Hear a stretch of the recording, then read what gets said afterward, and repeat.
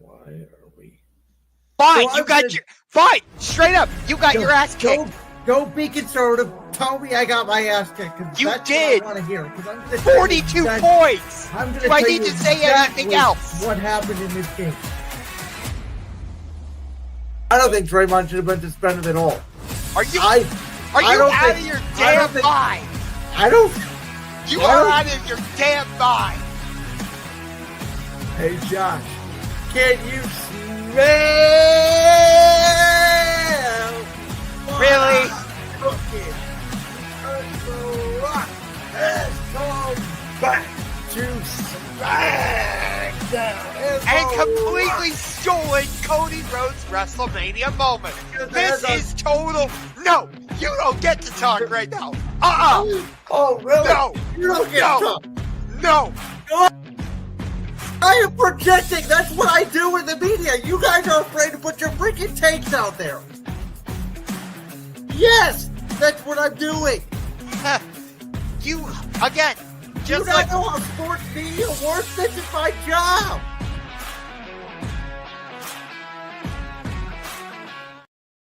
And after a few weeks off due to the holiday, we are back. It is 2025. Brandon Lewis, host of Brandon's World. Josh Ungar to the max, the host of the Sports Room Talk Show. The NFL playoffs are here. The college football playoff Final Four is here. A potential NBA Finals preview could be happening tomorrow night, as well as the first Monday Night Raw on Netflix has come and passed. Josh, what a wild first 6 days of January. And remind me, who said before the season that the Denver Broncos would be in the playoffs? Who was that again? Remind me. Yeah, that was you. Who was the one that said the Chargers were going to finish above Denver in the division? That was me. So technically, we were both right. That part is true. But I think I was the only one that actually predicted Denver to get into the playoffs. And I'll tell you what, they're a 9-point underdog against Buffalo. I'm taking Buffalo -9 all day long. I know you think. I honestly think we'll get into it. I can't wait. I think that's too big of a spread. I think Denver's a more dangerous team than you think. Well, we'll get into it here in a little bit. As always, as you see down on the bottom of the screen, subscribe to the Championship Rings YouTube channel at Championship Rings 216. You can follow us on X or Twitter at Rings Champion, Instagram at Rings Champion, and Facebook at Rings Champion 216. You know where we got to start off with, though? That game that, Sam Darnold turned back into Sam Darnold, and the Detroit Lions easily take the number 1 seed in the NFC 31-9, and now home field advantage in the NFC goes through Ford Field. I was so hyped up for this game. Like, 14-2 teams. I remember their amazing game back in week 7 up in Minnesota, where I think Detroit won 31-29, if I'm not mistaken. And I'm like, Jerry Goff is playing well. Sam Darnold is coming off of a great game against the Green Bay Packers. NFC North Division title is on the line. Number 1 seed is on the line. And the game did not live up to the hype. The game did not live up to the expectations. I was just like, come on. Seriously? I don't know if it was Minnesota's over-aggression that did them in or what it was. But I will say this. You got to give full credit to Aaron Glenn, the defensive coordinator for the Detroit Lions, because he just kept his foot on the gas pedal and kept attacking all night long. And he put a great game plan together for that defense. Even with all their injuries, they are still flying to the ball. They will hit you hard. If you want to beat the Lions, you better be ready for a fight. Well, because they're not going to beat themselves. You how have many to beat times them. did Chris Collinsworth during the broadcast Sunday night say, look, they're putting Amik Robinson again one-on-one with Justin Jefferson, and he's winning. And I'm gonna push back a little bit. I know you thought the Vikings were a little bit over aggressive. I didn't think against Detroit they were over aggressive. I think they just didn't work out. I was for those two fourth down conversions they went for earlier in the game instead of kicking field goals. It just didn't work out. I think what killed Minnesota in this game was the kickoff error that Reichard made right before the half, kicked the ball out of bounds, put the ball at the 40-yard line. It was a 7-6 game, I believe, at that point. The Lions basically stole a field goal at the end of the half to go up 10-6. And at that point, even at 10-6, you sort of felt like Detroit had the momentum. It was like, here they come. And it just seems like, to me at least, Minnesota never recovered, weirdly, even in a 4-point game from that special teams error. So when I say it looked like they were over aggressive, I'm not saying like they were the wrong decisions. It almost felt like they were trying to force the ball to Justin Jefferson, though. Like, I think they should have tried to look for TJ Hawkinson, or I think Jordan Addison was open a couple times on those fourth down plays. Like, that's what I mean when I say they were over aggressive, in that they were basically only Justin Jefferson centric, which is very I think bad. that's more on Darnold than it is on the play call, because you're right. Addison was open. It's not on, the coach can go and play all you want. Once you get into the line of scrimmage, on the quarterback to make the decision of where he's going with the ball. That part I agree with you on. So I would say it's more on Sam Darnold than it is Kevin O'Connell, which, did you hear those reports that teams are trying to trade for Kevin O'Connell? Yeah, so Jay Glazer reported this Sunday morning on the Fox NFL pregame show before the 1 o'clock games. I found that fascinating. The fact that Minnesota still hasn't walked Kevin O'Connell up to a contract extension is fascinating in itself. I think he's one of the smartest, brightest young minds in the NFL today. And listen, if I'm a team out there that needs a head coach, New Orleans, Vegas, New England, the Jets, I traded 2 or 3 first-round picks, whatever it takes to get that guy, because that guy will fix the quarterback position. And who's to say that, I know there's all this controversy now about, are they going to trade J.J. McCarthy? Are they going to sign Sam Darnold? I think we have to wait and see on all of it, because I think a lot of it depends on how Darnold plays in this playoff game coming up Monday night against the Rams. But if I'm Kevin O'Connell, man, if you're not going to give me a contract extension, and there are better situations potentially out there than the Vikings, like the Vikings were an over-under this year of 7.5. They doubled their win total. Are we sure they're going to be this good again next year? Because I don't know if that's the case or not. Yeah, and that's valid, totally. But focusing more on Detroit for a second, they haven't missed a beat in terms of their running game despite losing David Montgomery. Well, that's because their offensive line is so good, and Jahmyr Gibbs is a 1A running back in any league. Jahmyr Gibbs is so good. I had him in fantasy this year. It kind of pissed me off watching him split carries with David Montgomery, but that's what makes, obviously, that Sonic and Knuckles combination so lethal. I think that Detroit, and I've said this for the past couple of weeks, they are a team that at their best, they could beat anybody. But like every team in the NFL, they do have their flaws. We saw it even on Sunday, the play where Jared Goff was in the end zone and he basically got away with intentional grounding. Or, at 7-2, that could have been a different ball game. So we see, like, Detroit, well, they played great on defense. Their offense came through, and all that's true. And yes, I praise Dan Campbell and everything. I think there's this mystique about Detroit that, like, They're so good. You had to play perfect to beat them. I don't feel that way about the Lions the same way I felt 2 months ago. Okay.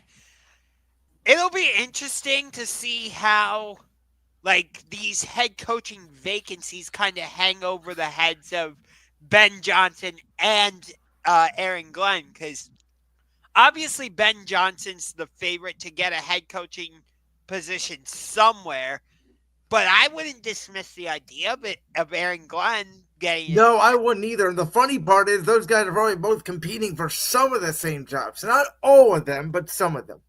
I To me, I wouldn't surprise me if Aaron Glenn ended up in New Orleans with the Saints. That's That an interesting one. We're going to talk about the coaching carousel in a little bit. I have a different spot for Glenn. Okay, I'll be curious about that. But let me ask you this: as an Eagles fan, let's say the NFC Championship is Eagles at Lions. As I predicted in our preseason predictions. Okay, how would you feel about that game? So, when we started the year, we made our predictions. I predicted Eagles at Lions, Lions to win and go to the Super Bowl and defeat Kansas City. That was my initial Super Bowl prediction. Yes. As an Eagles fan, today, I would pick Philly to go into Detroit and win. Because I think the Lions defense objectively is too banged up. I think Philly's offense with those two receivers, that running back, they will do what Minnesota did not do, and that is run the football at Detroit. And I think the Eagles' defense, with that defensive line led by Jalen Carter, will put more pressure on a Lions offensive line. And you just pointed out another reason I say the Vikings were over aggressive. They just kept wanting to pass the ball. Yeah, that one I did not understand. Aaron Jones has weirdly been like in and out the last month, it feels like, with injuries. And Cam Akers even had a big run in the running game. Exactly. But overall, like that, I did not understand. Minnesota did not stick to the run game. Yeah. Let me just put this idea out there. This will tie into one of our segments later. Hypothetically, what if it were to be a Minnesota-Tampa Bay NFC Championship game?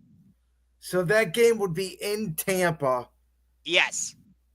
Tampa's a very blitz-heavy team. I think that is a bad matchup for the Vikings. Think about the stories going into that game, like Baker Mayfield written off, Sam Darnold also written off. People saying, "Oh, the 2018 draft class wasn't as good as it could have been," and now you have the first two quarterbacks, I believe, facing each other for the NFC Championship game. It would be interesting.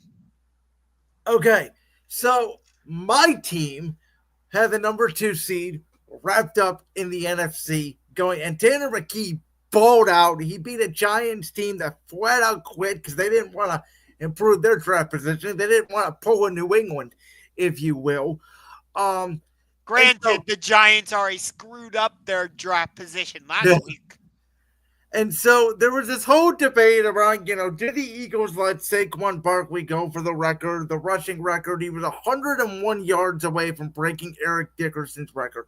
And there's this whole conversation about, the record is a team thing. Do you risk injury? You're already locked into the number 2 seed, etc. My take on it as an Eagles fan is this. If we needed to play to get the number 2 or even have a chance to get the number 1, SaQuon Barkley would have played in this game. If he was only 10 or 15 yards or maybe a couple carries in this game, I would have let him go for it. But the fact he was 101 yards away, and I truly believe in my heart of hearts, the New York Giants would have not given a flying you-know-what. They would have sent 11 people at the ball. They would have made sure SaQuon Barkley was not getting that record. And for the risk of injury at the running back position and the offensive lineman that would have to play in this game already without Jalen Hurts, I was personally okay with not wanting him go for the record. Okay, I totally respect that perspective. So let me go to the Tampa Bay Buccaneers for a second, and you'll see why. We were just talking about them. So they were winning late in the game against the New Orleans Saints, but the game was still kind of in balance. Baker throws like a 5-yard out route or whatever it was to Mike Evans. Not only was that a key play to kind of secure the game for Tampa Bay, but it meant Mike Evans got his 11th straight 1,000-yard receiving yard season, however you say it, correct. But he tied Jerry Rice for the most 1,000-yard seasons, I believe it was. And you could tell the crowd knew what had just happened. The sidelines knew what had just happened. It was an amazing moment. Can I explain the key difference in this situation versus Shogun? Because I think there's a couple. Okay, go. Because you know where I was going with this. Yes. Okay. First of all, the Bucs had to win that game, or Atlanta had to lose. They're both playing at the same time, so the Bucs had to play their starters to win the NFC South to get either the number 4 or the number 3 seed in the NFC. Philadelphia was already locked into the 2. They had nothing to play for. Also, another factor is my Eagles have not had a bye since week 5, so getting starters rest was key. Another factor is, let's say the same situation exists. Let's say Mike Evans needs 30 yards, 40 yards. Do you think they're going to throw a bomb and try to go for the record? Because I don't. I think the fact that he was only a couple yards away, like I said with the SaQuon situation, if he was 10 yards away, you'll let him go for the record. Mike Evans was 5 yards away. The Saints were backed off in coverage. Tampa knew exactly what to do. From a quick out route, get down, get the record, and celebrate. That's the difference between Evans' record and Barkley's situation. Okay, I just want to clarify it. What is what I said. Evans tied Jerry Rice's NFL record for 11 straight 1,000-yard season. So I just wanted to clarify that. You see what I'm seeing, though, is one, Tampa already had to play their starters. 2, he had 80-something yards in the game, so he only needed 5 yards anyway. If he was 25 or 30 yards away, I don't know what they go for there at the end of the game. And no, I totally get it. But here's my thing. Since whether it was Nick Sirianni's decision or Saquon's decision, I don't think we'll ever definitively. I'll tell you right now, I know the answer to that.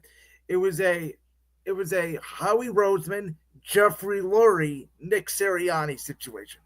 So here's my take on that. If that is in fact the case, you better go out and not just get to New Orleans, but you better be the team hoisting the Vince Lombardi trophy when that clock hits 000 at the end of Super Bowl 59. But I don't get the reason why it has to be that. Because you robbed SaQuon Barkley of you're acting like it's a for sure thing he was going to get the record. I think if he would have played, especially if the backup offensive linemen are out there, or hell, even if the starters are out there, I guarantee the Giants are sending 11 people at the ball. They would not have let him got that record. I mean, here's the thing. Most NFL fans know that Eric Dickerson holds the all-time rushing record. Well, do they? It was only mentioned because Saquon was so close. Until this year, about midway, if you polled fans and asked them who had the record, I don't know what they would have known. And that could be true, but I feel like that's a more common thing. I'll say it like that. But whereas, I don't know the all-time passing leader. It's Brady.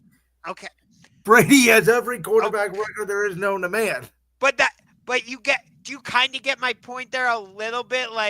I understand it, but again, if he did it organically or naturally and the Eagles needed it, sure, I'm fine. But I'm not a record guy. I don't give a damn about records. When you're sitting in a bar, does anybody ask you, yo, who is the best, leading running back of all time in yardage? No one really cares. They really don't until you're like, that's a cool record. But I'll tell you this, if he got the record and we get eliminated in the first round by Green Bay, or God forbid he got hurt in that game, you know what they would have said? Well, they shouldn't have played him. There's nothing to play for. It's a it's kind of a damned if you do, damned if you don't scenario. That's what I'm saying, which is why, as a fan of the team, again, I will say this. If he was 15, even 20 yards away and he just needed a couple carries, I would have let him go for it. Okay. I think the fact that, and they got to tip their hand when they took him out of the Dallas game once he got to 2,000 yards. Because I'll be honest with you, Dallas couldn't stop the run game. He could have got it in the Dallas game with a quarter left if they would have won him. That part is true. Which I think that would have been funny if he had done it against Dallas because of how historic that rivalry has been. But it's like, the Giants were the team that drafted him, and like you know how much that would have meant to him to do it against the Giants. SaQuon's been saying, I don't know if I know not a lot of people watch this game because, it's Eagles Giants. It didn't matter. But number one, he still talks to many Giants players, and he still talks to Giants front offices, and he's been helping Tyron Tracy actually work out, and he's got to meet him, and they talk. He is not vengeful against the Giants at all, and I totally believe him on that. Which is weird because of the way they treated him in terms of the contract stuff. That's the weird part. It just shows what a person SaQuon Barkley is. And listen, he would have not had this success with the Giants this year. As great as he is, when you have the running threat in Jalen Hurts, your quarterback, and you add to it the offensive line the Eagles have and those weapons, this was a match made in heaven. Oh, yeah. I'm not saying SaQuon made the wrong decision going to Philadelphia. That's not what I'm saying at all. But just the fact that he doesn't even seem spiteful or have revenge or however you want to say it about the way things ended in New York is just odd to me. All right, let's talk NFL playoffs. So we have Chargers, Texans, Steelers, Ravens, Broncos, Bills, Packers, Eagles, Commanders, Bucks, Vikings, Rams.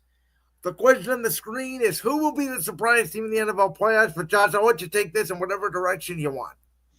So I was explaining a little bit of this to you before the show, but I'll just clarify what it means. I feel like most people in the NFC are going to be picking the Eagles or the Lions, and most people in the AFC are going to be going with the Ravens or the Bills or the Chiefs to get to the Super Bowl and win it. So my brain goes to, well, what about some of those teams people aren't really talking about? Who could be that team that kind of comes out of nowhere? Go back to Super Bowl 56. I don't know many people who predicted it to be Bengals Rams. Yeah. So that's what I mean. Or back in Super Bowl 47, I don't know anybody who predicted it to be Ravens 49ers. Well, that was a long time ago. I don't remember off the top of my head. But okay. I know Baltimore had that historic run. Remember, they beat New England in the AFC Championship game. Basically got Joe Flacco paid. Right. I'm just that was just one of the first examples that came to mind to emphasize my point. Okay, so I'm going to answer it the way that I interpreted the question on the screen, which is who could potentially make a Super Bowl run? Not necessarily get there. Maybe the AFC Championship game or the NFC Championship game that not a lot of people expect. I really think, to be honest with you, there's only one real answer here. And it's in the AFC, and it's the Chargers. I like it. They're favored by 2.5. against Houston in Houston. It's very rare that a road team is favored in the playoffs. And the way They're Houston's one in, of two teams that are road favorites this week. It's the other them one I and don't get at all. I think the Rams should be favored over the Vikings. I don't understand. I get Minnesota was 14-3. I don't know. It's really a pick 'em line. I kind of favor the Rams in that game myself. okay. Um, but so with the Chargers, Houston, they have fallen off a cliff offensively really the last month. And so, I like the Chargers to go in there and win. And by my projections, I think Baltimore is going to beat Pittsburgh, and I think Buffalo is going to beat Denver. So that would set up uh, Baltimore going to Buffalo, and the Chargers then going to Kansas City. And I think if there is one team not named Buffalo and not named Baltimore that's built to go beat Kansas City, it's Jim Harbaugh and the Los Angeles Chargers. So, out of especially in the AFC, out of all the top teams not being named, I think it's the Chargers. In the NFC, if you want to take one, maybe it's the Rams. I don't trust Sam Darnold at this point in Minnesota. I think Philadelphia is going to be Green Bay, obviously. I do think Tampa is going to be Washington. And so that would set up the winner of the Rams Vikings game to go to Detroit. And I think either of those two teams could pull off an upset against the Lions, but I would not predict it. So, out of all the plausible paths, is all I'm saying, I think the Chargers are the best plausible path to be that surprise team. Okay. I definitely like where your head's at. I've got two in the NFC. I've got the Tampa Bay Buccaneers and I've got the LA Rams. Okay. So with Tampa Bay, they lost Chris Godwin, but as long as Baker Mayfield has Mike Evans, he's going to. It seems like he's going to ball out. They're going to put up points, but doesn't it seem like ever since that Charger game, like even against the Saints, like I kind of took that as like, wow, they're not blowing the Saints out. Like, are they really as good as maybe we all think they are? And you do make a valid point, but it just seems like this Tampa team has a bit of swagger to it that almost reminds me of when they won the Super Bowl just a few years ago. Sure, they don't have the same caliber of defense necessarily, and it's obviously not Brady at the controls. I get it. But you look at that team and this team, they kind of have that same swagger to them. That maybe that's just me looking at something that's not really there, but that's just how it looks to me. Well, to your point, they did beat Detroit in Detroit this year, and they did beat Philly, and they are the only team obviously beat both the NFC favorites. I will push back on that, though, and say obviously that Philadelphia game was no A.J. Brown, no Devontae Smith.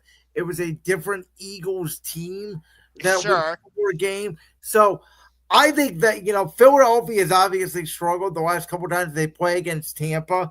If Philadelphia gets by Green Bay the way I think we will, and if Tampa gets by the Commanders the way I think that they will, it does make me a little bit nervous knowing Tampa has our number, though they will not have Chris Godwin, which I think is a big factor for our defense specifically, because then we can sort of, double team Mike Evans and force them to go elsewhere. I think that Tampa going to Philly to me is a different story than Philly going to Tampa. I agree with you there. And then going to the Rams, like Matthew Stafford has once again found the fountain of youth, and he's playing really well, I think, anyway. I will say this. It sort of feels like if the Rams get past the Vikings, which, again, that's a rematch from Week 8, I think the Vikings will play better than what they did against Detroit, though I still don't know if it's going to lead to a victory. If Stafford goes back to Detroit again, doesn't it sort of feel like, okay, you've been back there 3 times now. It's like not reminiscent. You took them to overtime week 1. To me, it feels like that would be the Rams' time to get them. Yeah, I agree. And And it feels like the Rams are putting it together defensively now. Jared Verse has been fantastic for them. You can make a case easily alongside Quenyon Mitchell, Defensive Rookie of the Year. Oh, yeah, for sure. And as long as they have Puka Nacua and Cooper Kupp on the outside, they are dangerous. So I think I would give the Buccaneers the slight edge over the Rams in terms of being that surprise team in the NFC because they match up really well with the Eagles, if that is in fact the matchup. And I agree with you about the Chargers. Yeah, I mean, as of right now, I think Kansas City should still be the favorite to win it all, even over my Eagles in the AFC. See, especially because I think until someone beats them, I can't pick against them. NFC, like I think it really has set up like it's going to be Philly at Detroit. It's going to come down to who has the ball last. That's the way it sort of feels to me. I think the fact that it's in Detroit could give the Lions the edge. I don't think the crowd noise will scare the Eagles too much because they play their home games in Philly. But at the same time, it would be a different environment. That's going to be a bonkers environment. I think again though, Philadelphia's ability to be so multiple offensively, and the fact the Eagles have an equal, if not better, offensive and defensive line as Detroit. That's something Detroit hasn't been able to face all year. I think what would tip the scale in the advantage of Philly is if Detroit cannot get David Montgomery back. If it comes down to just Jahmyr Gibbs versus SaQuon Barkley, I give the edge to SaQuon. Okay, so let's talk about the NFL coaching carousel because we have 6 openings now in the NFL. We had obviously the 3 interims in Chicago, New Orleans, and the Jets, but we also have now Jacksonville, New England, and as of today, Las Vegas.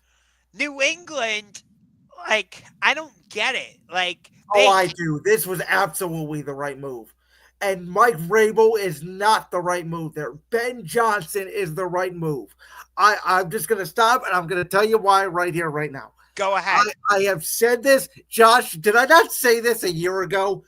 Get out of the do your job, Bill Belichick, retread. It's over. Move on as a franchise. You had Belichick for 23 years. I get it. Do your job, Gerard Mayo. It's over. You have no talent on the offense side of the ball. You have a franchise quarterback in Drake May. Do whatever you can to build around that quarterback position. Mike Vrabel is a very good head coach. He's a leader of men. But guess what? Without any weapons in Tennessee, when A.J. Brown walked out the door, they turned into what the Titans look like now and what the Patriots have looked like the last 2 years. Vrabel will not be the answer there in New England because he's not going to get the weapons they need. They need an offensive coach who will come in there that they will spend money in free agency in the offensive line and the receivers. They will draft receivers and offensive linemen. Their defense will be good enough to win games by whatever coordinator goes in there. They need a complete culture flipper. They need a scheme guy. They need a guy to get Drake May to his potential. And that guy is Ben Johnson. That I agree with. I'm wondering what's going to happen with the Raiders because I don't. Okay, so this is a total dumpster fire. So I have 2 names for the Raiders. I think one of them is obvious. Though I think they screwed up their draft positioning, so they may not be able to do this, but maybe they find a way. You know what I'm talking about. Shador, Dion, Las Vegas. We talked about it for months. I think that obviously the number 1 pick not having it is going to make it harder, but I think that there's still that potential on the board. I highly doubt it. I don't think Shador is getting past 1, or if he gets past the Titans at 1, he's not getting past Cleveland at 2. Well, did you hear these reports now that some scouts say he's a 2nd-round grade? Huh. there's a lot of reports out there now today that are saying that JJ McCarthy, the reason why he was so valuable for the Vikings is because if he would have stayed in school, he was graded higher last year than both Shador and Cam Moore. I'm actually hearing that about Drew Aller, the quarterback at Penn State, too. Yeah, so maybe teams trying to get a little bit down on Shador. I don't know. I think the other one for Vegas, listen, Tom Brady is the minority owner for them, obviously. He's going to want probably a Patriots connection in there. Do they go get a Mike Vrabel? Maybe. It could happen. Um, I I'm trying to think of Here's, Aaron here's, Glenn in Vegas. What do you think of that? so here's my thing about Vegas. Who's in your division? Andy Reid and Patrick Mahomes, Yep. Sean Payton and Bo Nix, Jim Yep. Harbaugh and Justin Herbert. Yep. 3 offensive coaches, 3 superstar quarterbacks. I think they need an offensive coach. I think Dion and Shador would be something. I don't know if it'd lead to wins, it'd be entertainment. I think Aaron Glenn would be a perfect fit for, drumroll, not the New Orleans Saints, Okay. not the Chicago Bears, Oh the my God. New York Jets.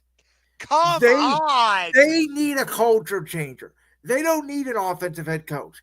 They need a guy who is an alpha, who knows that market. Aaron Glenn is a former player for the New York Jets. I think he would come in there, no nonsense. He wouldn't deal with Aaron's BS if Aaron Rodgers even his plan. Like Aaron Glenn to me, if that's the direction the Jets want to go, I don't really think it matters who they hire. They don't need Ben Johnson. Like Mike Vrabel would not take that job, but that's the kind of coach they need. I think Aaron Glenn could be that.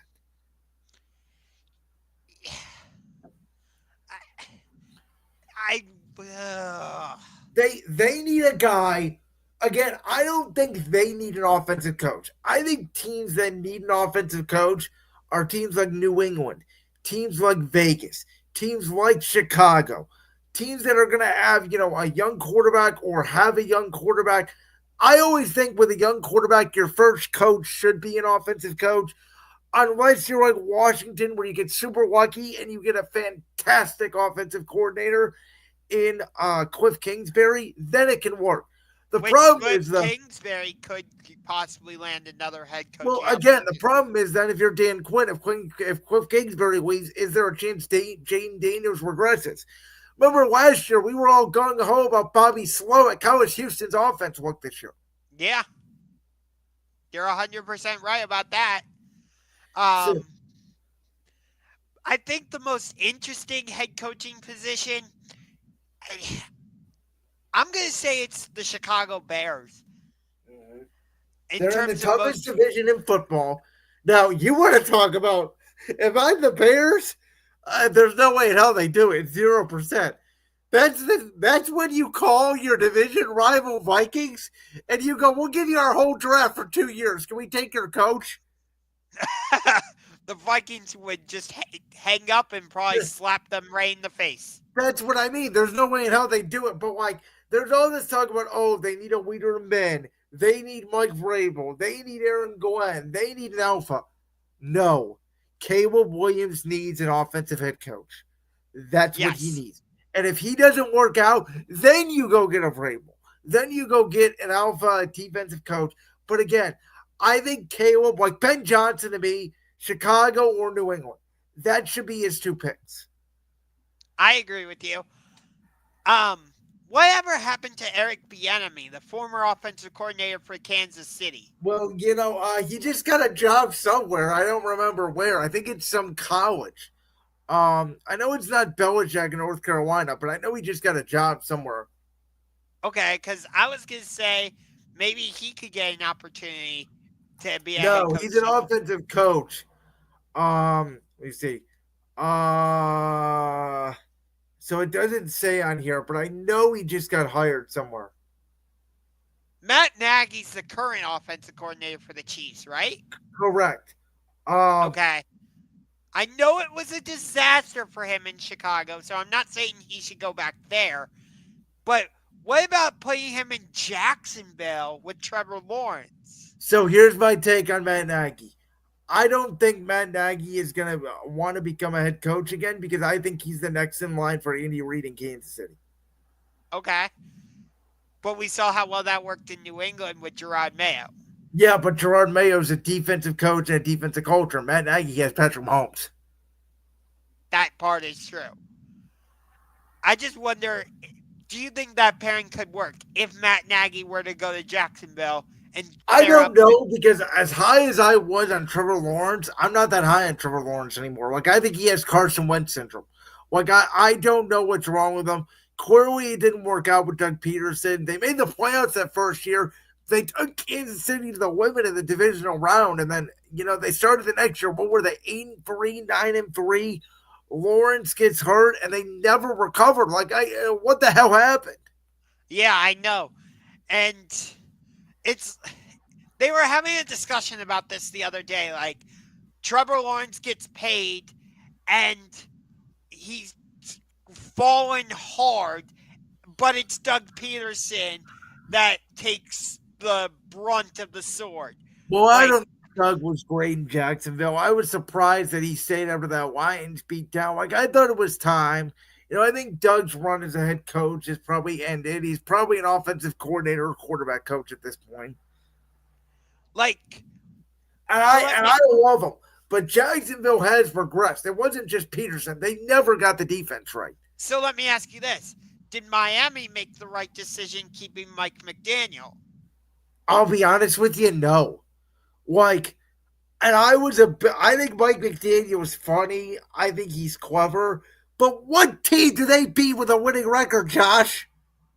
None. And Tyreek Hill's already asking out. And Jalen Ramsey, there's speculation he may want out.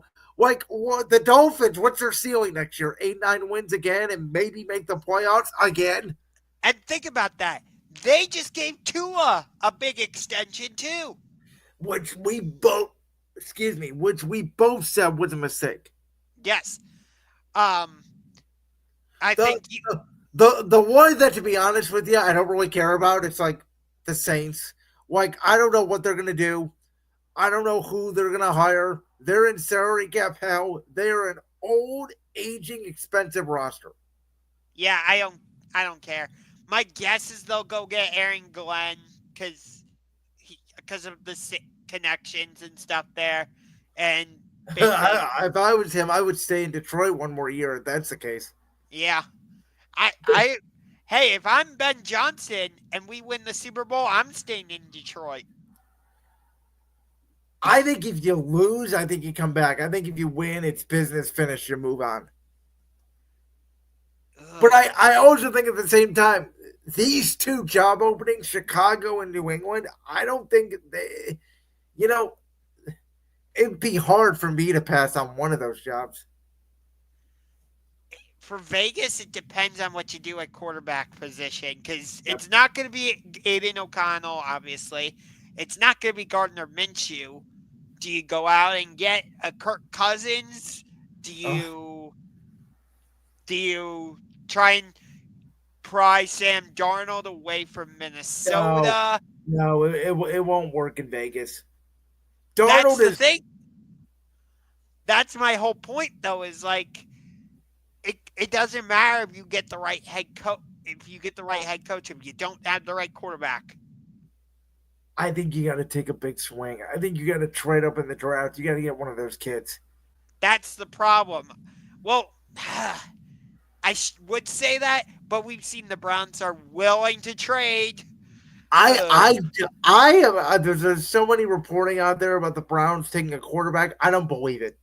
I don't believe it until I see it. Because the thing is, the Browns are not just a quarterback away. You and I both know this. Yeah, they are not. Okay, so Tennessee obviously needs a quarterback. I think they will take one. Who it is yet, I don't know. Cleveland needs a quarterback, but I can make a case into, and you may not like this, but you can make a case of let's trade Myles Garrett. Let's get multiple first-round picks. Let's move down as well in the draft. Let's get 3 or 4 first round picks over multiple years. Let's bring Jameis back. Let's make Unger's life miserable for like 2 years. We'll win like 5 or 6 games. But we'll have, at least we'll say, you know what, we're a fun franchise to watch. We don't have a guy with 20 freaking sex cases in our building. I don't know. All right, we Think gotta about move on. wait. Go Let me ahead. just say this. Not only was Bailey Zappi the 4th different starting quarterback the Browns have had this season, but since they've made their comeback in 1999, he was the 40th different starting quarterback. 40th. Think about that. How pathetic is that? How pathetic. That is unbelievably bad. Okay, and it gets worse. The Haslams sell the freaking team. Because think about this. Since the Haslams took over in October of 2012, the Browns record 72, 132, and 1. Last place finishes 7 full-time head coaches and general managers, 5 playoff appearances, 2 playoff wins, 1. Pathetic. And you want us to, magically build a stadium, and we're going to get WrestleMania, and we're going to get the college football national championship, and we're going to get the Final Four, and I'm sorry. And yet Andrew Berry's going to have to make another decision on another quarterback. It's pathetic. All right. Arizona State, switching gear to college football. I got to admit, man, I know we were not on the air the last couple of weeks. Until this Arizona State game, the college football playoff was exactly what I thought it was going to be, which was blowout city. And it was trending this way until Arizona State made an incredible comeback in the fourth quarter, until obviously the controversial targeting call. That is correct, which, according to the rule, it should have been targeting, which would have given Arizona State the ball on like Texas's 37 or 33-yard line. And who knows, maybe they finished the drive with points, which could have won them the game possibly. Yeah. You know, I'm not big on targeting. I don't like the rule anyway. So I was okay with this. The NFL doesn't have it. I don't think college should have it. I'm okay with if you get 2 personal fouls to the head, you should be ejected. But the fact that they get suspended for a half after 1 targeting call and the immediate ejection, I don't love it. And quite frankly, I do feel like the better team won. So I feel bad for Arizona State, but I really don't care because I don't think either of these 2 teams match up particularly well with Ohio State anyway. So at least I get the Quinn Ewers facing Ohio State storyline. Yeah, I agree with you. I think Texas was the better team. They should have won this game somewhat comfortably. They kind of let their foot off the gas in the fourth quarter is what it kind of felt like to me. And I can understand that. By the way, next year, the College Football Playoff Committee needs to get rid of this. The 4 conference champions automatically get buys because all 4 of them lost, which is hilarious. And by the way, and again, and I say this very politely, Josh, because I know you are the fan of the Nifty Lions. I called this before the CFP officially started. I told you this. No disrespect to Penn State. I did tell you they are going to make the national championship because they essentially are getting 3 buys. Well, Notre Dame's going to be a tough game for them. I think it's going to be relatively close. I think Penn State's a better football team. I think Notre Dame kind of got a bye against Georgia because they had a backup quarterback. Yeah. Oh, that was a tough story to follow with all that. Our condolences to everybody in New Orleans. Yeah. Obviously tough game for those guys to play following those circumstances. That was tough. But yeah, to your point, this CFP, It was supposed to be exciting, in my opinion. And I know a lot of people in the media are trying to defend the college football playoff. I have this has been a disaster.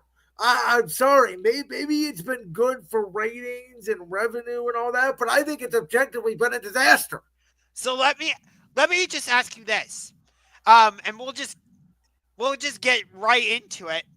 Well, I thought we had it on the topic bar. There we go. Yep, right there. If if it's an all Big Ten championship, Ohio State, Penn State, Which I think it will be for the record. do you think that means the SEC's reign of terror is officially over? Because, I like, think it was clear it was over by like week 6 of this year. I think that it. By the way, I don't think it has anything to do with the Big Ten. I don't think it has anything to do with the SEC. I think it all has to do with El Dinero and this thing called the transfer portal and this thing called NIL, which has gotten Bill Belichick into college football, calling into the Pat McAfee show from his car because he's recruiting high school kids. Um, I think that the college football is turning into the NFL, for kids, basically. Teams like Georgia Tech and teams like Vanderbilt that defeated Alabama this year, and teams like Ole Miss, and even some of these lower level SEC teams like Kentucky that can now take Georgia's fourth best receiver or Bama's third best lineman, let's say, and make them their number one best lineman or their number one receiver. It's balanced out the sport. Now, I think the super conferences helped the Big Ten. Earlier the year, we all kind of thought Texas was the best team in the country. They still don't feel like an SEC team. They still feel like a Big 12 team that's predicated on their offense. Ohio State has, I think, sort of separated a little bit with their dominating win over Oregon, but they've always been good. I think the difference in college football right now is that the lower level teams are better, and the great teams, the Alabamas, the Georgias, the Texas, the Ohio States, they don't have as much depth as they used to. And I think that's what's contributing more, not necessarily the SEC's downfall, but that just more teams are getting better. okay, on the subject of Ohio State, super quick, Dan Arlovsky has been saying on ESPN that if Jeremiah Smith, the great wide receiver at Ohio State, if he were to declare for the NFL draft this season, he would be the number one pick. He, he would not be number one. A receiver would never go number one again, but I'd say he'd be top 5. I think he could be taken in that Jamar Chase, Malik Neighbors range. Okay, I just wanted to get your take on that super quick. I would agree because I agree with you. I don't think he would be number one. The league is so quarterback dependent, which while I disagree with that, I understand it. And by the way, as we've gotten to more 17 games this year, and I know this is a college topic, but you brought it up, so I'm going to add to what you're saying. Go ahead. In the NFL this year, if you go for the 8 division winners, Josh Allen, Patrick Mahomes, Lamar Jackson, C.J. Stroud, Jalen Hurts, Matthew Stafford, Jared Goff, Baker Mayfield. I think the 8 best quarterbacks in their division, Jalen and Jaden Daniels, maybe ordered a toss up, maybe Love, Goff, Darnold for this season, maybe ordered a toss up.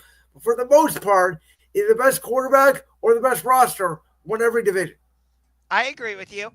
And yes, I did bring that up. But in terms of the SEC, they've won, 13 of the past 15 national championships or whatever, whether it's been Alabama, Georgia, Florida. I think it's 3 or 4 they missed because Clemson got, what did they get? 2. They got one with Lawrence and one with Watson. And Ohio State got the one in 2014, which I have jokingly said, you change the college football playoff format, and Ohio State just goes out and wins the national championship. Yeah, and Florida State won the last ever BCS national championship. I don't remember that. Was that Jameis? Yep, that was Jameis against Auburn. Oh, that feels like 15 years ago. It was 2013. I don't remember Florida State ever being in the national championship. I'm Yep. being totally honest with you. Yep. It was against Auburn in 2013. Um, Prior to that, it was Alabama twice and Auburn, I think, the year before that.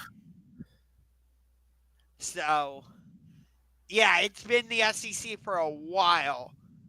LSU, we forgot about LSU. LSU, the great LSU team, one of the best LSU, maybe the best college football team ever, the Joe Burrow team. Yeah. Don't So, forget about Florida. If you want to go all the way back to Tim Tebow in the Florida days. yeah, exactly. So That's my point though. The SEC has dominated for so long. Like, I feel like if it's Ohio State Penn State in the national championship, which you're predicting, and I feel like most of the country is predicting, the SEC's not going to be happy about it. boy, you know what's so funny about Ohio State? Let me just picture this scenario for you. Every Ohio State fan's up in arms about Ryan Day because he loses to Michigan. Fire Ryan Day, he stinks. Then they go out, they destroy Tennessee, they destroy Oregon. He's somewhat back in the good graces of the Ohio State faithful. What if he goes out and loses to Quinn Ewers? Then it's like, oh, this guy stinks again. We got to fire him. It's. I But feel like. I mean, how funny would that be? The Ohio State transfer beats him again. Yeah. I feel like it's kind of the same thing with James Franklin.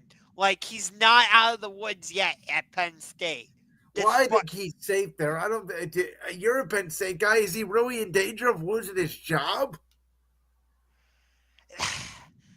I mean, I personally am kind of tired of him.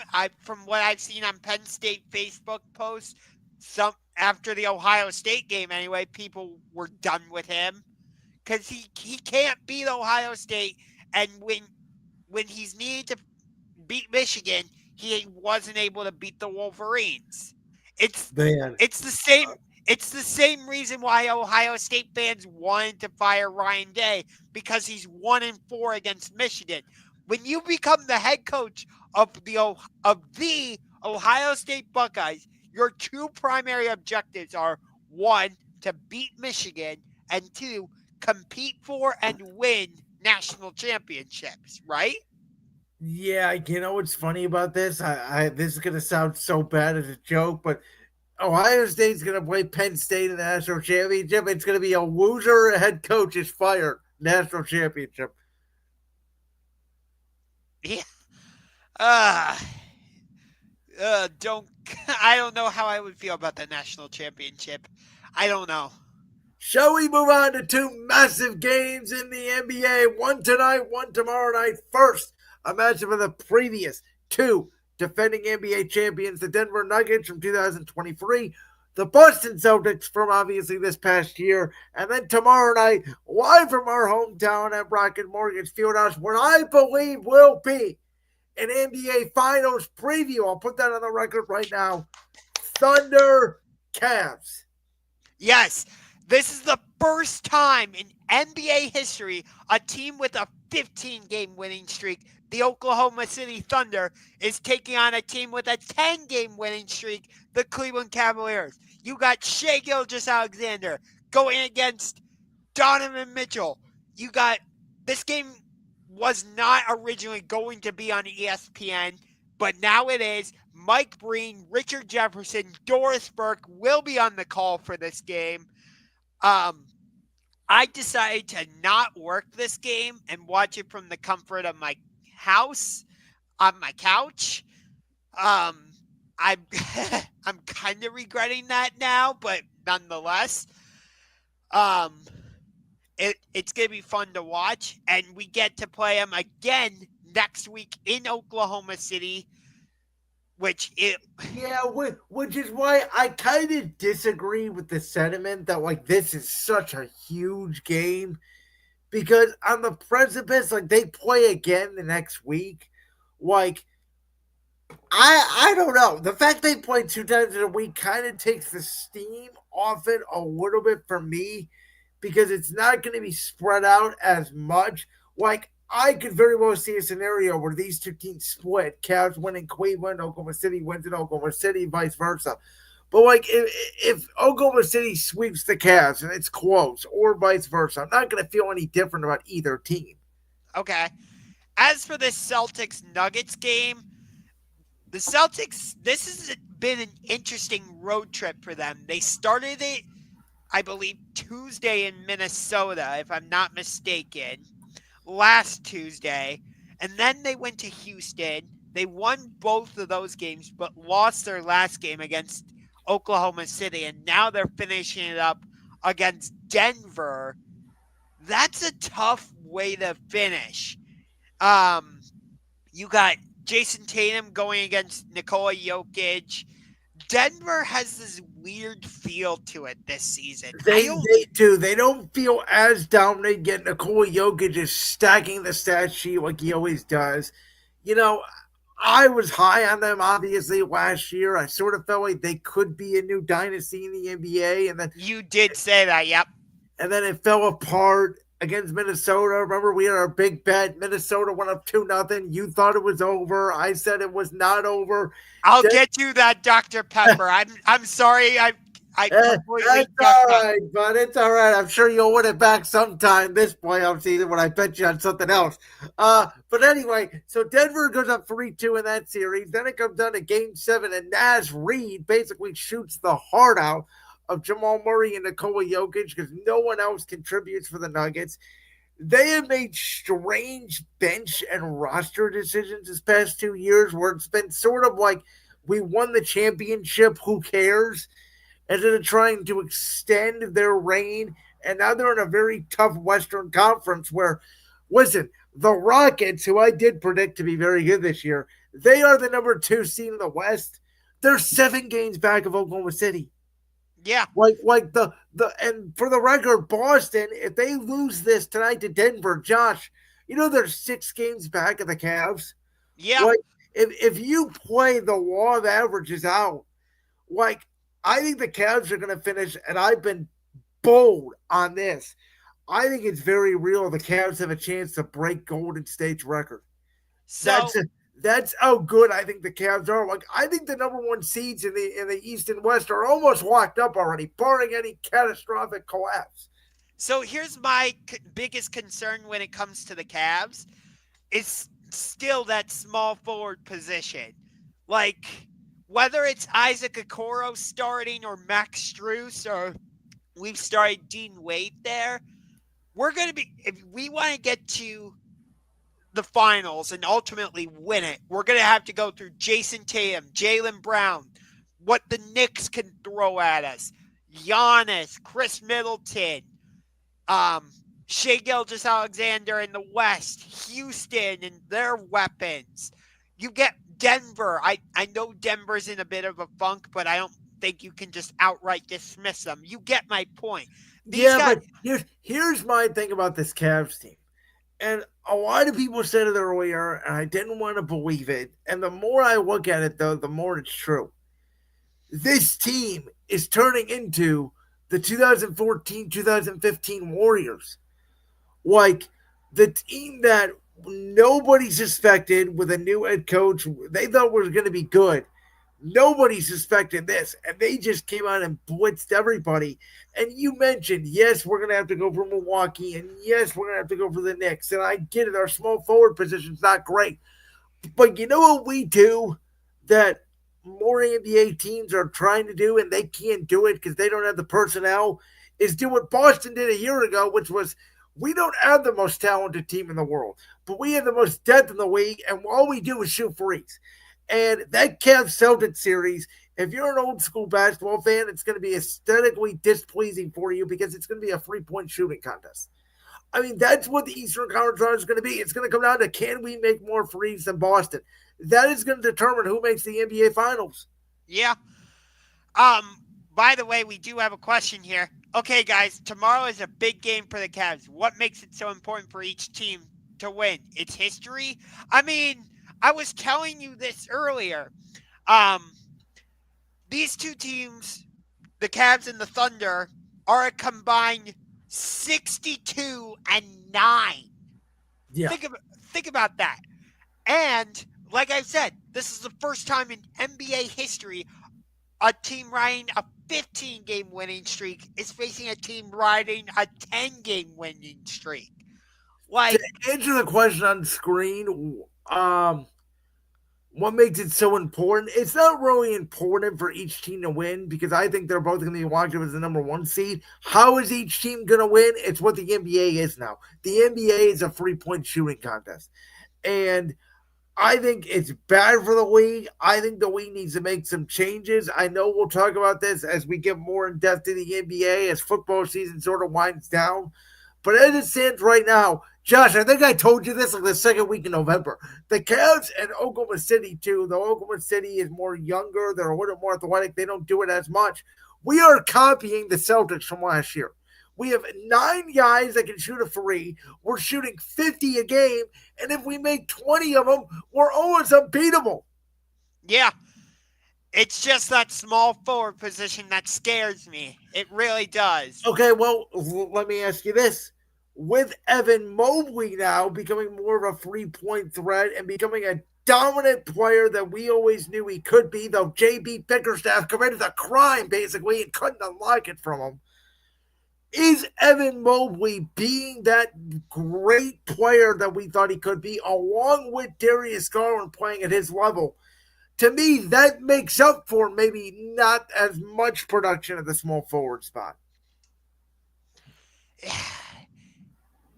It just worries me that, like, Boston can throw Jason Tatum or Jaylen Brown at you. New York has weapons they can throw at you at that wing position. Yeah, but New York is not a great shooting team.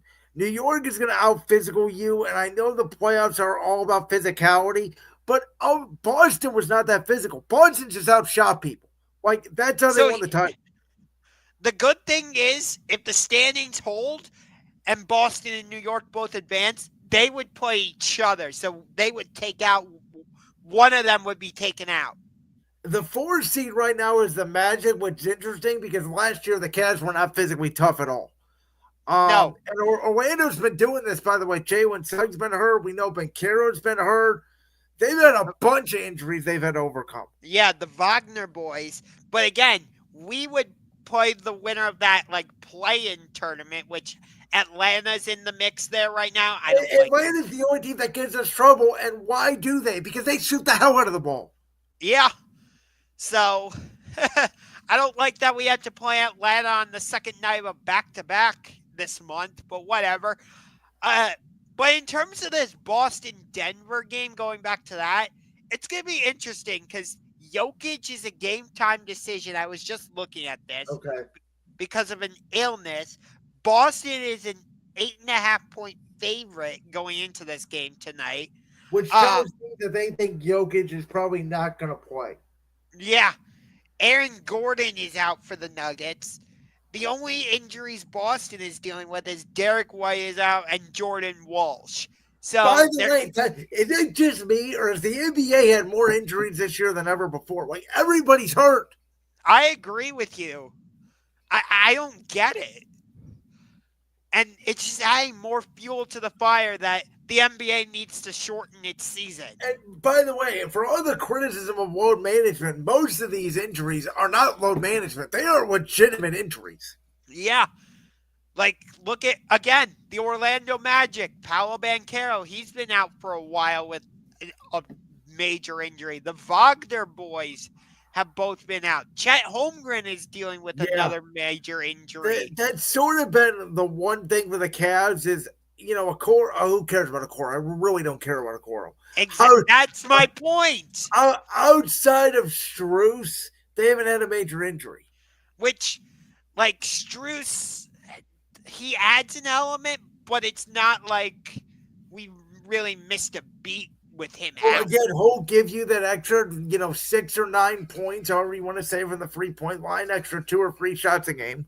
Yeah. So, yeah, I don't know. If Jokic doesn't play, I'll take Boston. If Jokic plays, I don't know if Boston has an answer for him. I would still pick Boston. I want to watch this game. But if Jokic doesn't play, a lot of that interest that I have is taken out of it. There is no way my interest is being zapped from tomorrow night's game. Even though Chet Holmgren's not playing, you got SGA, you got both Jalen Williams, you got Aaron Wiggins, you got Isaiah Hartenstein, you got Jared Allen, Donovan Mitchell, Darius Garland, Evan Mobley. What more could you need? I kind of like it too. The league is still sleeping on the Cavs. Like when I see these finals odds, when I see people talking, they're still talking about the Lakers and, maybe even Phoenix or Denver or Dallas or in the East, it's Boston or New York.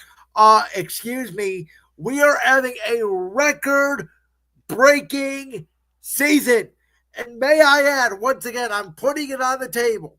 There is a chance the Cleveland Cavaliers will finish this year 74-8 and break the 2015-2016 Golden State Warriors regular season record, and no one's talking about it. Yeah, I agree. By the way, I made a video about this earlier, but I'll say it again. If you're an Oklahoma City Thunder fan, get in contact with me. Let's do a video collaboration to preview tomorrow night's game or preview the rematch next week in Oklahoma City. Josh, we waited 6 months for this. The debut last night, Monday Night Raw on Netflix. What'd you think? It was pretty good. I enjoyed some parts of it more than others. I'll tell you what though. I thought the main event was good. I didn't think it was great. I really didn't. For the record, I am wearing this brand new CM Punk shirt just for you that I got on Christmas, beating your boy Seth Rollins, the best in the world. I'm a huge Seth Rollins fan, by the way. I have Rollins gear as well, but I wanted to wear this just for you. I know how much of a CM Punk fan you are. Yes. Anyway, overall, yeah. I thought it was a good show. I'm not saying it was bad, but like the main event, it just didn't quite. It just wasn't great to me. It was very good. I still give it a solid like B plus. Like it wasn't bad, but it's just something about it that I'm like, not quite. Outside of Hulk Hogan getting booed out of the building, which I thought was objectively hilarious. I literally, when I heard his music, I literally muted the TV. The only knock I had on the show, which wouldn't make it an A plus for me, was I thought Rhea and Liv should have been a stipulation. Like wait a minute. Hold on. I thought it was supposed to be a last woman standing. I thought it was too. Apparently, we all got fooled on the internet. Apparently, that was a fake Twitter, a fake X handle. And I said, what? Like, I thought they confirmed that. Yeah, I guess not. I guess it was all a ruse on the internet. That's what somebody said on like Thursday or Friday. And I was like, what? So, like, that to me fell a little bit short. Outside of that, though, I thought the production, at least for me, I felt like it felt a little bit like a white WrestleMania. That Intuit Dome is freaking insane, man. Like, yeah. That atmosphere was incredible. The Rock coming out to a huge pop to start the show, which I know he didn't go into Final Boss character. Don't worry, it's coming back. That was all just for show last night. That was all to get the casual audience back in. That was all for the Netflix executives. They didn't want anything crazy to happen last night. The Final Boss is coming back. I fully believe that. That part was really weird to me, especially when he thanked Cody Rhodes. I'm like, weren't you two didn't people just hate the Final Boss just a few months ago? Hey, Josh, you know what it's a setup for? It's a setup for in the Royal Rumble when number 31 comes out because he's the final boss, because he's the member of the TKO board, because he can do whatever he wants, and he enters the Royal Rumble. You have the return of the final boss. Okay. I mean, you know my feeling about what I want to see with Cody Rhodes at WrestleMania, and I stand by that, even though it's probably not going to happen. It's the match I would like to see. By the way, I am so excited for this ladder match at the Rumble. I think it's going to be awesome. Oh yeah. I love that Kevin Owens and Cody Rhodes got involved in tribal combat last night. And the fact that Cody inadvertently helped Roman Reigns again, which I know The Rock put the Uwafawa around the neck of the tribal chief. Again, I don't think he was very happy about it. I thought do you remember how CM Punk said there was a favor? Yes. I thought the favor was going to be that Paul Heyman screws over Roman Reigns, and that's how we get to Roman Reigns, CM Punk at WrestleMania. I wonder. I just said The Rock's going to enter the Rumble. I wonder if that's how Punk makes his favor. Like, he's the one that enters the Royal Rumble last. Maybe. Like, I mean, Cena's already declared for the Rumble. By the way, I am so excited. I cannot tell you. I'm like a little 10-year-old kid every time Cena comes out. And somebody pointed this out. The fact that John Cena has gone from the Cena sucks chants all the way to, in his freaking retirement tour, them chanting, "You deserve it," when going after a 17th world title. Cena's gone full babyface again. Yeah. So I love how they used the surprise roll-up last night with Jey Uso against Drew McIntyre. That's just going to make Drew even angrier, and I can't wait to see how this develops.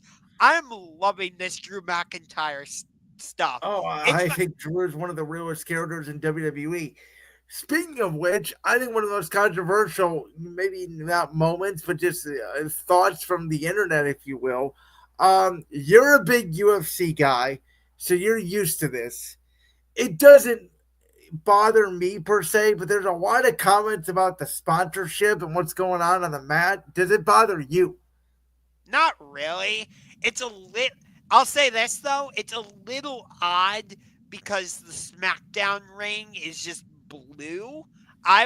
Me personally, I would have had the Raw ring just be red, but that again, I'm used to all the advertisements and stuff because it's a UFC thing. So I don't think it's that crazy. By the way, on the subject of SmackDown, the way they did it with Tiffany Stratton was... Yes! It is Tiffy time, baby! I hope she holds that belt all the way through WrestleMania. And I would even allow her to keep it beyond WrestleMania. I don't know about through WrestleMania, but I think she's going to be champion going into WrestleMania. God. I'd love Tiffany to see Charlotte, that's the rumor on the street. Charlotte returns to the Rumble, wins it. Ooh, Tiffany Charlotte. I like the idea of Tiffany Stratton against a heel Bianca Belair. I really like that. Do you feel the way I do, though, that Bianca's going to be revealed as Jade's attacker, and that's how they do Jade and Bianca? The Eras Tour for Men. Yes, it is. It is the Eras Tour for Men. I coined that, Jade. It is the Eras Tour for Men. I get my shirt made up, as a matter of fact. They're a real thing. And Josh, if you want one, tell me. I'll send you one. It is the Eras Tour for Men is alive and well. Yes, I did see this. I did see that you titled your video that on YouTube today. That is quite funny, my friend. But it's going to be interesting to see how this whole thing develops now. Like I said, I personally want it to be Cody versus Kevin versus Randy in a triple threat match for the WWE Championship. I don't think it's going to happen, unfortunately. But what I'm most interested in coming out of Raw is what happens with Drew McIntyre now, because he's going to explode after how he lost to Jey Uso. So I I, can't wait to see how that whole story develops. for the record, real quick, I am not a believer in any of these WrestleMania rumors that are coming out right now. I think they're sort of being fished by WWE to get people talking. I don't know if you've seen some of these matches that have reportedly been decided on, because I don't believe any of them. One of them is Cena Cody Rhodes, I don't like that. and the other is Rollins and Gunther. I have heard that one. I don't believe any of them. And, as I was telling today on Brandon's World, like, I still had the thought of Cody, Roman, Rock. You have Cody in a triple threat. That's my triple threat. You have Cody, KO, Randy. I think that we could potentially get Gunther, Cena. Like, that's the one I want. Is Gunther, Cena, and Gunther beats Cena. Gunther is such a great heel. He has obviously such respect for this great sport. I think Cena having to lose the Rumble, he gets eliminated by somebody stupid like Dom or somebody, has to go work his way for the chamber, wins the chamber. Everybody gets excited. He's going to be a 17-time world champion, and he loses. Yeah. I'm all right with that. Like, that to me, and then as I was talking with my one buddy, I think I told you this before, the way I would have Cena win the 17th world title, he cashes in Money in the Bank. Ooh, that would be a unique way to do it. I think he wins Money in the Bank. He beats Gunther when he's already taken down. That's when he beats Gunther, is via the Money in the Bank briefcase. And then, he'll drop it eventually to somebody, and then you get to Randy Orton for his final program. Okay.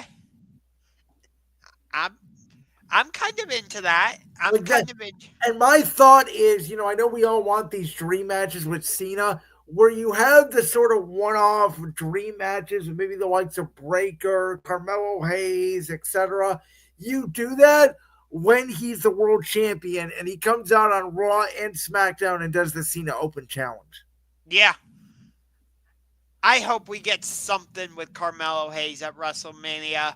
I was kind of hoping they would break the trend and do Carmelo Hayes versus Trick Williams at WrestleMania last year. They didn't. It's still on the table for this year. Oops. Josh has left the facility here on Championship Rings. Yeah, I'll give it a couple minutes. We only have a couple minutes left in this show, but yeah, I'm very excited tonight for the John Cena Eras Tour for Men, as I coined it. There we go. Josh, you're back.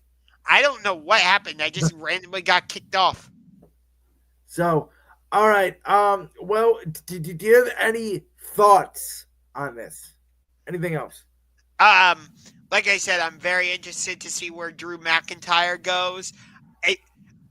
It kind of feels like they're setting up Drew versus Roman at Mania. It kind of feels that way. See, I was thinking more of like Roman and Punk. It could be. Like I said, I thought the favor was going to turn out to be that Paul Heyman screws over Roman. Yeah. No, I'm wondering, is our Mania match going to be a face Jacob Fatu against Solo Sikoa? Is that a Mania match? It doesn't feel like a Mania match. Although, what about, they did have Braun Strowman be involved with the Bloodline. Are they maybe setting up Braun Strowman versus Solo at WrestleMania? See, I don't know where Solo goes from here. Now it kind of feels like the Bloodline is like over. Like that to me last night, Roman gets the old follow back. Are they going to go back to Roman's the tribal chief? Like, I don't know. I feel like the Bloodline stuff needs to be over. It feels like it's run its course. So, yeah, but it's like I kind of feel like the Usos and Sammy and like they all need to just go their separate ways, some way, somehow. Yes, me personally, I don't love that Sammy got pulled back into the Bloodline stuff. Same with Jey Uso. Is it a way to do Sammy and KO at Mania again? Like that's kind of what I was thinking, which is why I don't think we're going to get Cody, Randy, KO, because I think Sammy and KO are going to be back to feuding again. What about Randy and Kevin Owens? There's unfinished business One-on-one, there. yeah, that's a real potential. I see this. When you have multiple stories and go the same way, that's when you know this product is working. Yeah. And let me just say this. I hate it when people say, "Oh, you can't be a WWE fan and an AEW fan." Yes, you can. Well, yes, you But can. It doesn't mean that we are or that I but am or that you are, but you can. I yes, totally agree with your sentiment. I like me personally, I prefer AEW over WWE because I just like the sports presentation of AEW more so than WWE. But I'm not going to dismiss WWE. Like, I enjoy some of their stories. Not all, but some of You them. can never tell somebody that they cannot be a fan of something. I can disagree with you and I can make fun of AEW and we can disagree, but I'm never not going to tell you don't do it. If you enjoy it, you enjoy it. Exactly. So, All right, we're going to wrap this up tonight, folks. Next week, the wild card NFL playoffs will have come and passed. The college football national championship will be set. And all that and more. Stay tuned for the next time Championship Rings. We are back in 2025. We'll see you next week. peace out.